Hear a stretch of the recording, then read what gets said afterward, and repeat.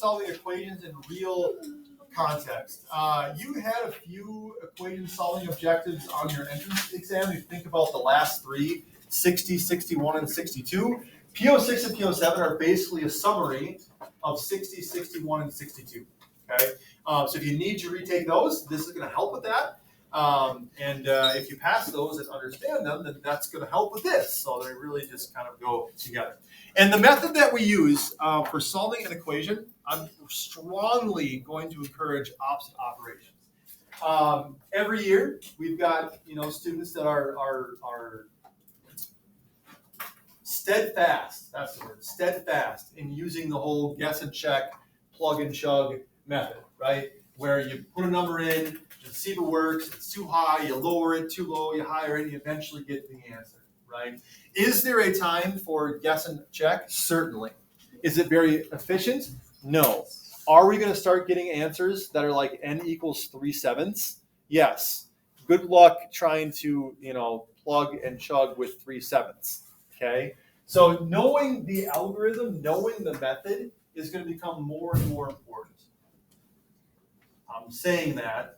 You heard me say it. Some of you are still going to latch on to that guess and check, but it is not going to serve you well in the future. It might work for you now, but it's not going to serve you well as you get deeper and deeper into algebra. So talk to me about opposite operations. What's the whole thing about that? Here we have an equation, negative 8n plus 11 equals negative 21. How can we use opposite operations to get n by itself? That's the ultimate goal.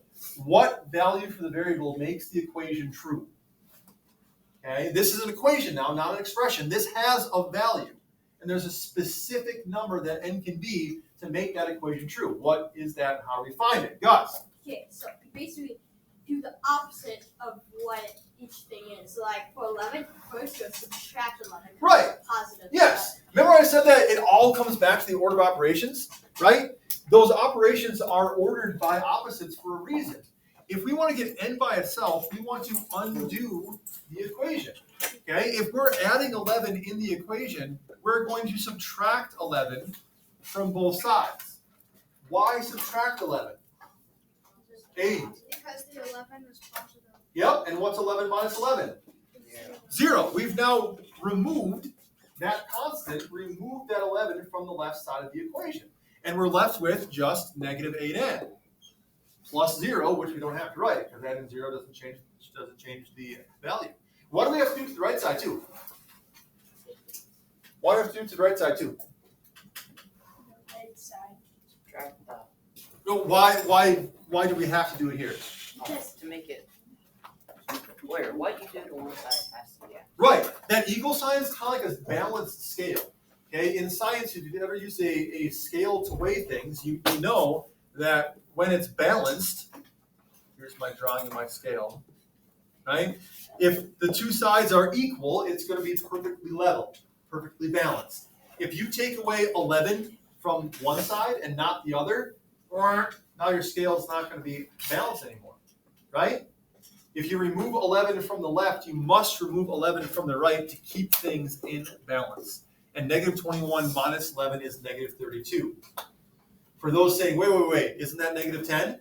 Remember, you're starting negative, you're subtracting, you're going further away from 0, you're going to the left on the number line, that brings you to negative 32. Right? That would be an objective from pre-algebra, okay, on the entrance exam. That's why we need to know those things.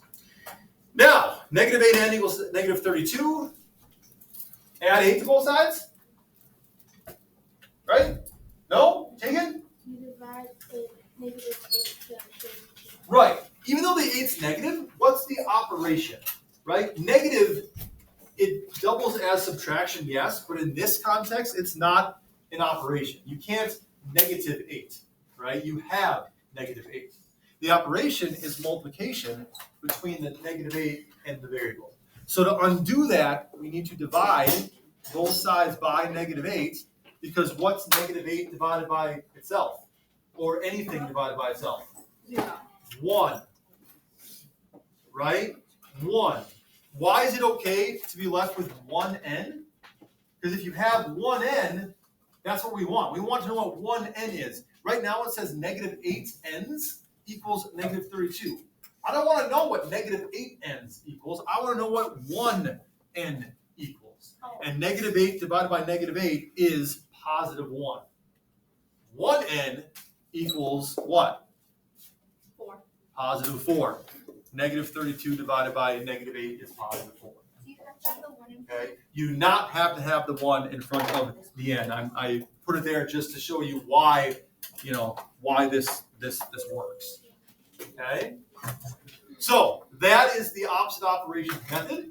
Is a method that will serve you well to solve any equation that your heart desires. It works every time. Okay? Can you do n divided by y? Yes. Any questions on this before we go on to another one? Does this ring a bell from last year? Should, hopefully. Okay. The third one, n divided by 5 minus 6.5 equals negative 4.5. What are we doing first? Opposite operations here. What comes first? Aiden? You add the 6.5. Add 6.5. The opposite of subtracting 6.5 is adding 6.5. And of course, you do it to both sides as well. Negative 6.5 plus 6.5 is n divided by 5. That cancels out, equals 0. And then negative 4.5 plus 6.5 is a positive 2. Okay? It can be helpful because sometimes we forget that a fraction bar means a division.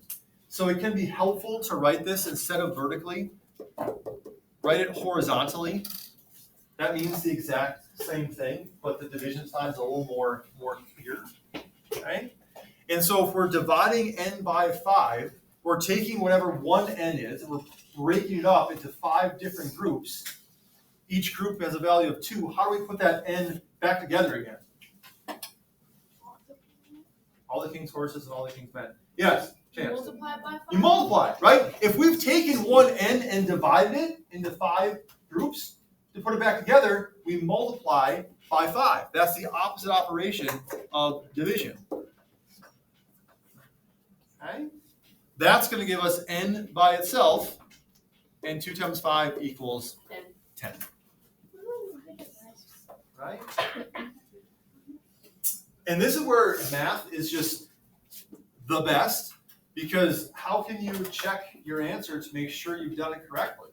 What can you do, James? Plug it in. Plug it back in, right? You take this 10, you go back to that original equation, and you say, does 10 divided by 5 minus 6.5 equal negative 4.5? Well, 10 divided by 5 is 2. 2 minus 6.5, negative 4.5. It checks out. Okay? You can't be taking like a history test, and she asks you what year was George Washington born. You can't look in your book for the year and to check your answer. In math, I'm like encouraging you to cheat, kind of, in a good way, right? Where you're checking your answer, plugging it back in, making sure it works. You should hand me your test on equations and know exactly what your score is. Yes. Because you've checked them all. Right? We always check our work. Uh-huh. Yeah. I get rushed. Always check work. Unless you're rushed. Sure. Oh, yeah. Okay. Other questions on what you've seen? Go ahead and practice the other two that we haven't done. The second one's very similar to the first one. The last one's very similar to the third one there. I'll pause the video and then we'll discuss answers afterwards. We have only a minute or so left. For the second one, you should have gotten n equals 20. If you didn't, check your work, see where you might have gone wrong. And for the last one, you should get 66. You didn't do that, guy. Yes, 66. If you didn't get 66, go back and take a look at your work. Wait, can you? Only homework for tonight is to do the football pickup if you're into that, and Khan Academy, which is due at 11 to 9 p.m. Priya, I don't want you to miss this. That's right, math. Oh,